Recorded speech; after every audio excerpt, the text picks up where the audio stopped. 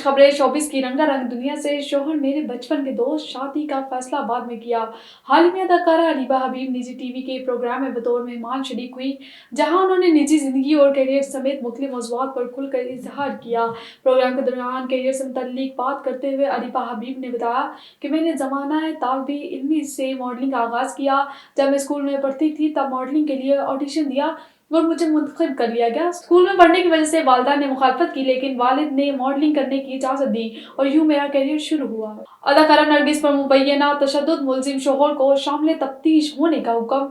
लाहौर की session court ने अदाकारा नरगिस पर मुबैना तशद्दुद के मुकदमे में मुलजिम को शामिल तफ्तीश करने का हुक्म दे दिया। अदाकारा नरगिस के शोहर की अबूरी दरख्वास्त जमानत पर समाअत हुई। अदालत ने मुलजिम माजिद बशीर की जमानत में 2 दिसंबर तक तोसी कर दी।